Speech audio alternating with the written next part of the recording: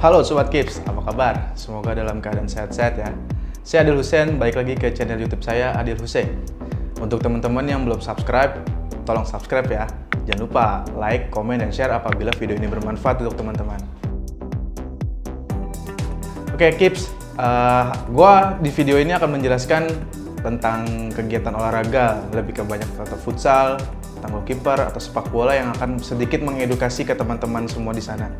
Kenapa gue buat video ini? Karena gue di luar sana banyak banget sekarang melihat kiper-kiper di luar hanya melihat idolanya aja, tapi dia tidak tahu dasarnya seperti apa, teknik yang benar seperti apa, dan teknik-teknik yang baik itu seperti apa. Dan video ini akan gue jelaskan secara detail biar teman-teman itu tahu, biar supaya nanti teman-teman bisa menjadi lebih baik seperti idolanya. Pada kesempatan kali ini, saya akan menjelaskan tentang teknik-teknik penjaga gawang. Yang pertama kita bahas adalah tentang posisi penjaga gawang. Ada dua yang akan kita bahas. Yang pertama adalah basic position, yang kedua adalah positioning. Kenapa kita bahas ini? Karena rata-rata penjaga gawang sekarang itu tidak mengerti cara berdiri seorang penjaga gawang itu seperti apa. Di basic position ini dijelaskan bagaimana cara seorang penjaga gawang itu berdiri dengan baik. Karena rata-rata mereka banyak banget berdiri itu asal-asalan, seperti mereka santai, tangan tidak dibuka, kakinya tidak siap, terus dia tidak melihat bola seperti apa.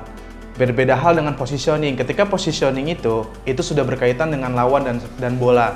Jadi kalau misalnya penjaga gawang itu sudah tidak dalam posisi pas dengan bola, biasanya dia selalu jelek dalam positioningnya. Makanya di video ini akan dijelaskan bagaimana teknik-teknik penjaga gawang itu dari basic position maupun positioning secara benar. Kita lihat videonya ya. Oke, kadang penjaga gawang itu berdiri terlalu santai. Misalnya dia hanya berdiri santai, tidak antisipasi bola seperti apa. Kenapa? Kalau misalnya nanti ada bola itu datang kepada penjaga gawang, dia terlalu santai, dia tidak bisa menutup ruang syuting yang ada di kanan kirinya atau di atas atau di bawahnya dia. Jadi rata-rata penjaga gawang hebat, rata-rata itu adalah bisa menutup area posisi badannya dengan bagus atau positioning gawangnya dengan bagus. Jadi untuk para kips, tolong perhatikan detail-detail seperti ini ya, supaya Kips juga tahu positioning yang baik yang mana, dan basic positioning yang baik seperti apa. Kenapa kiper harus selalu ada 2-3 langkah di depan garis gawang?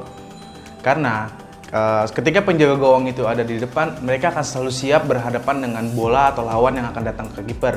Jadi kiper itu bukan hanya sebagai seorang pemain yang hanya cuma digebok, lalu buang bola dan sebagainya. Tapi kiper juga bisa menjadi sebagai orang terakhir dalam defense dalam suatu tim. Jadi penjaga gawang itu selalu ada di depan. Tapi beda hal, ketika dia berpindah posisi ke kiri atau ke kanan, dia harus menutup ke dalam dulu.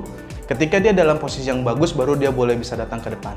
Kenapa? Kalau dia langsung ke depan, dia tidak akan tahu posisi gawangnya dia seperti apa. Jadi saya selalu bilang kepada penjaga gawang saya, ketika bola di tengah dia selalu ada di depan, tapi ketika ada di kanan dan di kiri, bola itu dia harus ada ke dalam dulu, baru dia boleh datang ke depan. Kalau dia langsung ke depan dari posisi misalnya di tengah, lalu di posisi langsung ke depan, ketika bola ada di sebelah kanan dan di kiri, dia pasti akan out position dan dia tidak tahu ada posisi gawang ada di mana. Jadi teman-teman harus tahu ya, posisi penjaga gawang itu seperti apa. Oke, dalam bentuk latihannya, positioning itu bisa kita buat materi latihan. Jadi kita taruh marker dan kun. Kun itu yang panjang, marker itu yang kecil ya, jangan sampai kebalik. Nah, kita taruh marker itu di depan. Untuk kenapa? Karena saya bilang posisi penjaga gawang itu harus ada 2-3 langkah ketika bola ada di tengah. Lalu kita taruh di sisi kanan dan sisi kiri di dalam. Tapi ingat yang saya bilang, ketika dia dalam posisi kanan dan kiri sudah di dalam, kita taruh lagi di depan supaya kiper terbiasa untuk mendatangi area penjaga gawang.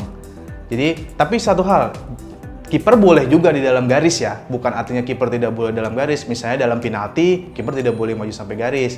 Tapi kiper ketika dalam posisi defense yang total, itu juga boleh kiper garis. Tapi posisi yang paling maksimal penjaga gawang adalah dia harus ada 2-3 langkah di depan garis. Kesimpulannya adalah, penjaga gawang itu tidak bisa hanya sekali latihan, langsung bisa. Tapi harus berkali-kali latihan. Dan latihan itu ada dua, ada latihan visual dan non-visual. Latihan visual itu ketika seorang penjaga gawang berlatih langsung di lapangan, dan latihan non-visual, kalian bisa menonton sebuah video, salah satunya tonton video ini. Jadi teman-teman penjaga gawang juga bisa latihannya banyak macamnya.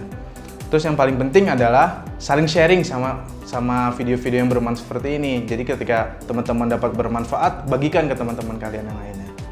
Kalau kalian suka dengan video ini, jangan lupa like dan share ya. Dan untuk teman-teman yang belum subscribe, jangan lupa klik tombol subscribe. Dan untuk teman-teman yang ingin bertanya, silakan tulis di kolom komentar ya. Dan akan kita bahas di video berikutnya. Terima kasih.